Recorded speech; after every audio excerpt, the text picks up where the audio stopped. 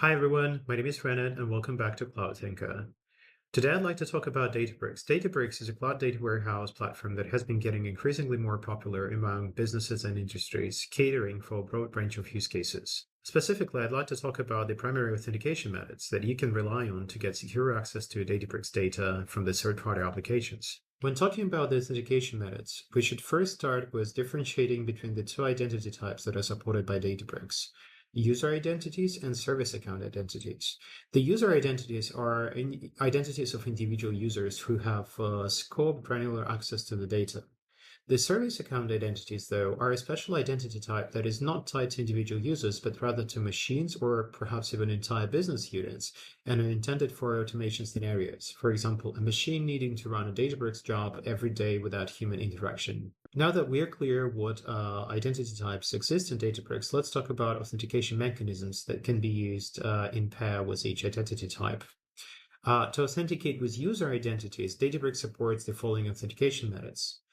Personal access tokens, or PATs. Those are static tokens that can be generated by individual users in order to grant the third-party applications with access to Databricks data. This authentication method, however, is considered to be less secure. Another authentication method that is recommended to be used is OAuth 2 authentication using authorization code flow, one of the most widely used and secure authentication mechanisms adopted within the industry. Now let's review the service principles. To access data via the service principal identities, you can either use personal access tokens again, or preferable mechanism is OAuth 2 authentication using client credential flow. Please note, Databricks supports a number of advanced authentication mechanisms and use cases that allow organizations to federate identities across different cloud providers and IDPs, but those configurations are not really in scope of this video. So today we're going to first start with configuring access for user identities using OAuth 2 authorization code flow. And the second, we are going to take a look at how you can create service account-based authentication in Databricks and potentially access this data using either user account identities or service account identities. So let's get started. All right, let's take a look at how this works. So here I am in my Databricks console. So the very first thing I'm going to do, start with creating our user principal based authentication, leveraging OAuth authorization code flow. To do this, I would need to register a new OAuth client in my Databricks instance, and then I'll collect a number of inputs required for me to set up a connection using this authentication method from Alteryx Designer. To do this, I need to navigate to my Databricks console, and then I will need to navigate to accounts.cloud.databricks.com, which is basically an admin user interface. So in order to access this interface, you need to have the right admin credentials. So what we're going to do now, we're going to navigate to the settings bar here on our Databricks admin console, and then look for app connections. So here's the app connections tab. Next, we go to the add connection and we give this register new application, and we'll give this application a name. Let's say this will be our user to machine flow of to application. Right. Next, we need to specify the redirect URI for the application. And since we'll be connecting this to this, using this application from our locally hosted Alteryx Designer instance or from the Alteryx server instance, the redirect URI shall adhere to the following format. So it will be HTTP localhost. And then we need to specify the port number we want to use. In my case, for example, I'll say I want to use the port number 7010. Next, I need to assign the scopes of access that this application will be able to issue tokens for. So by default, you have the SQL endpoint enabled here, but I also want to use the all API scope, which basically grants users with a greater degree of permissions to not only interact with the SQL assets or the SQL endpoint assets and perform operations against the data sets that they are entitled to see, but also leverage some of the advanced capabilities and interact, let's say, with Databricks Unity Catalog objects as well as Unity Catalog volumes. Next, I opt in for the option to generate a client secret. This is a safer option for now for us. And then we need to specify the access and refresh token TTLs.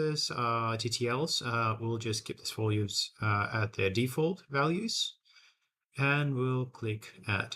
So what we have now, we are now presented by the client ID and client secret of our newly created OAuth client, which we will collect the inputs for and use in Alteryx Designer. So here I'm going to click copy. And here I have my notepad created where I already have listed all the inputs that are essential for me to be able to establish an Alteryx to Databricks connection using user identities as well as service identities. So here I have my user identity of client, and I will copy the client ID of this client. And I also need to copy the client secret of this client. So you can see I also need to specify the redirect URI, and the redirect URI is the one that we have. Okay, what was it? The user to machine, I think. Yes. So this is a redirect URI that we specified, HTTP localhost 7010. Great. And we also need to collect the authorization and token endpoints.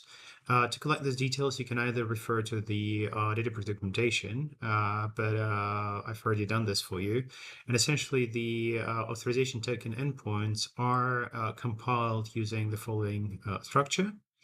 Essentially, you have the HTTPS, and then you have your Databricks workspace ID cloud.databricks.com/oidcv1.authorize, and that will be your authorization endpoint. So to be able to locate this, I need to navigate to my actual workspace, and here I have my Databricks account ID, which will just copy, and I'll replace this placeholder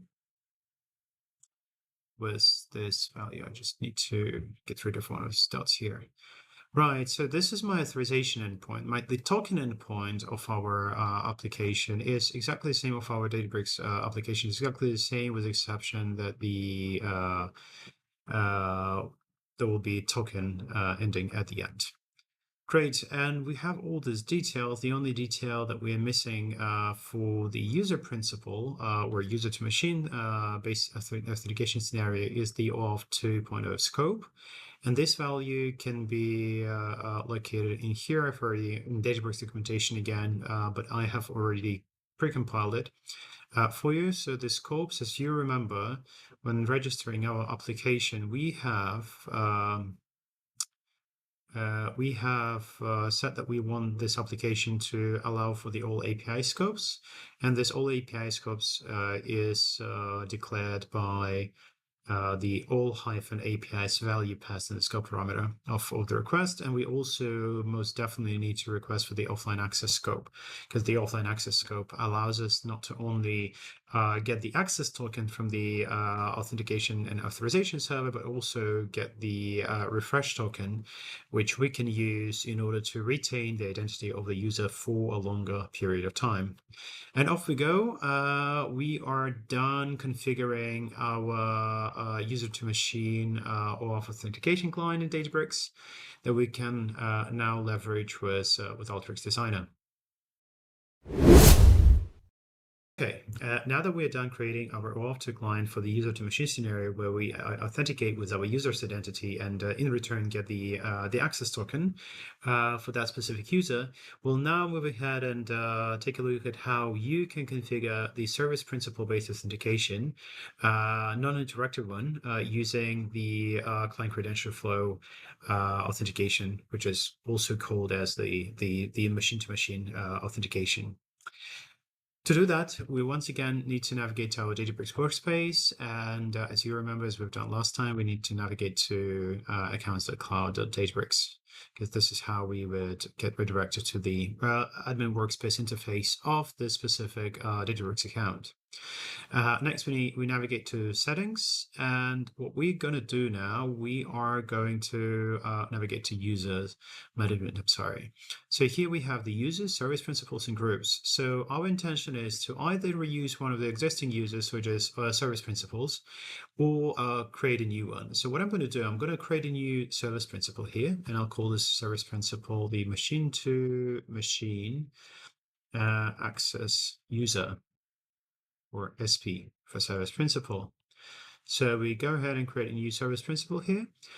We grant this service principal a role. So for my purposes, I'll probably just create an account admin role so that the user has the required permissions to access the broad range of actions within the Databricks data. And finally, we navigate to client credentials and secrets. And this is where we configure our OAuth client that we'll use in order to authenticate against the Databricks instance and obtain the credentials for this specific service principal uninteractively using OAuth client credential flow. So here we are in the OAuth secrets. We go ahead and generate a new secret, and we'll call it we'll give it a lifetime. Let's say this will be 730 days, right? And off we go. We have the secret and the client ID. And once again, this client ID and the client secrets are the details of our OAuth2 client, which was just registered by Databricks for us. And we get the client ID and client secret of that. Of clients. So what I'm going to do, I'm going to head back to my cheat sheet here, and I'll copy the client ID value first, and I'll save it as a client ID, and I'll also copy the client secret value here and save it in this client secret. And once again, we need the same scopes, which will be all APIs. And finally, for the OAuth client credentials flow, we do not need the authorization endpoint because there won't be any authorization involved as part of or interactive authorization and authentication involved as part of this flow. Instead, what we're going to do, we will only copy the token endpoint for the client credential flow authentication. And with this, we have completed our configuration of the user principal, the user principal and the service principal. And now we can proceed with taking a look how we can use both of those inputs in order to establish a connection from our Alteryx Designer instance over to our Databricks. All right, finally, let's take a look at how we can use our newly created user credentials as well as the service principal credentials in order to access our Databricks data from within Alteryx Designer. In this example, I'll be reading the data. So what I'm going to do, I'm going to drop an input tool here on a canvas, select Use Data Connection Manager, navigate to the list of data sources. And since I have my Databricks instance with a Unity catalog enabled, I'll select Databricks Unity catalog as an option.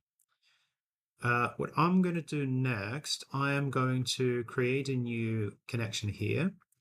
I'll give it a name, Databricks, the Cloud Tinker test.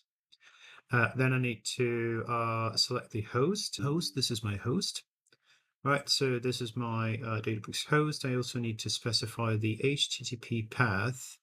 Here is my HTTP path that I need to provide in here as well in my Alteryx connection. So I click Save, and now for the authentication bit.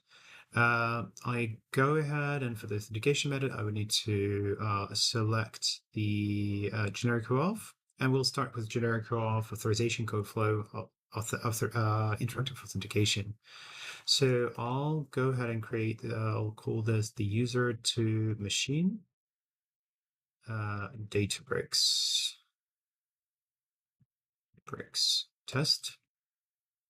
I'll select I'll leave the grant type to be authorization code with Pixie. For the OAuth authorization URI, as you remember, we have compiled this values in here. So this will be my authorization URI. This will be my token URI. We just compile them here in this notepad. We also need to specify the client ID and client secret of our application. So this will be my client ID, and I also need to specify client secret, which is this value over here. Great, and one more value I'm still missing here is the redirect URI, which is essentially this value over here. Great, so we have now configured our authentication method, and we also need to create a new set of credentials. So I'll call this credential set exactly the same name as I'll give this credential set the same name as the connection itself, but I'll call it credentials here. Great, and finally I need to specify the APIs or the scopes that I'm requesting from our Databricks OAuth client, and I'll provide this all APIs offline access as a value. Right, let me once again double check that all the inputs have been provided and configured accurately. Looking good to me. So what I'm going to do now, I'm going to click create a link for now, and I'm going to click test connection. As you can see now, I get redirected to the authorization endpoint of our Databricks instance, which is already a good sign. And here I am prompted to sign in with my Databricks account. So I'll just provide my credentials in here.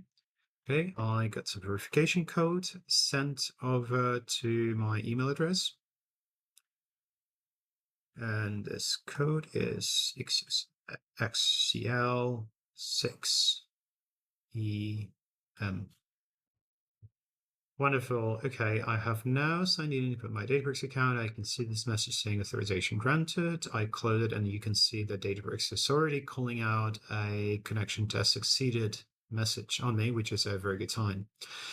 Great. I can finally click connect, and within a few seconds, I shall be presented with a Visual Query Builder that would list the structure of my Databricks instance for me. All right, and this is how you connect to your Databricks instance from within Alteryx Designer using the user to machine authentication.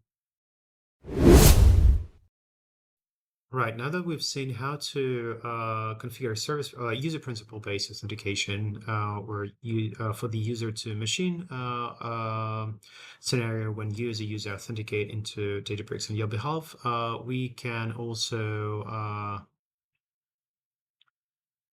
all right, now that we've seen how to configure the user-to-machine-based authentication leveraging the OAuth authorization code flow, let's take a look at how we can authenticate into Databricks using our service principal identity non-interactively. So for this example, once again, go ahead and drop an input tool in Canvas, go to a list of data sources, and locate Databricks Unity Catalog. I already have my connection details available here. I have also my credentials set created here. In this case, what I'm going to do, I'm going to create a new set of credentials and select the generic OAuth as the authentication method. I'll call it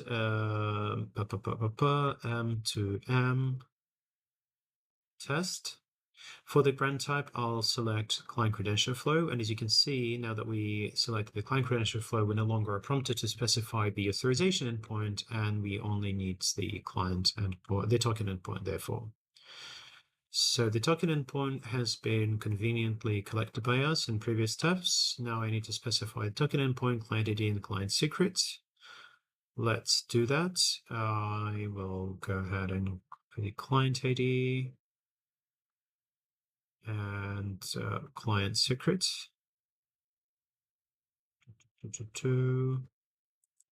Wonderful. And finally, I need to specify the credentials name. I'll call it M2M test credentials.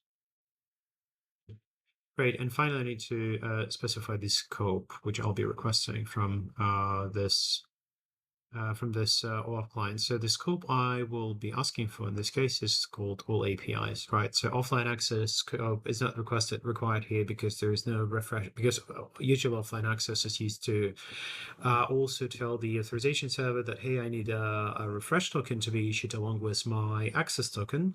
But since this authentication flow does not entail the use of refresh tokens, we do not need that. And okay, I think we're all done creating the connection. Here's our new authentication method added to our Databricks connection. We can now click test connection, and in return we have our lovely message here. So saying connection test succeeded. We can click connect, and once again within a few seconds we shall get the view of our Visual Query Builder. So this is how you can leverage user as well as service principal-based authentication in order to authenticate into your Databricks instance via the OAuth protocol for both user and service principal identities.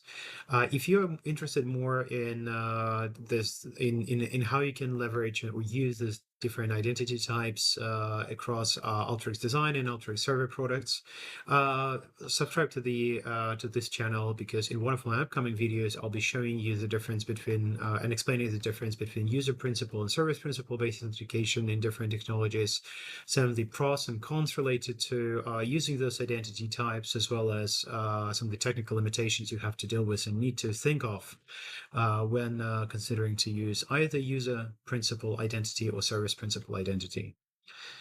With that, I think we're done for today. Thanks everyone for watching. Click subscribe, and I'll see you in the next video.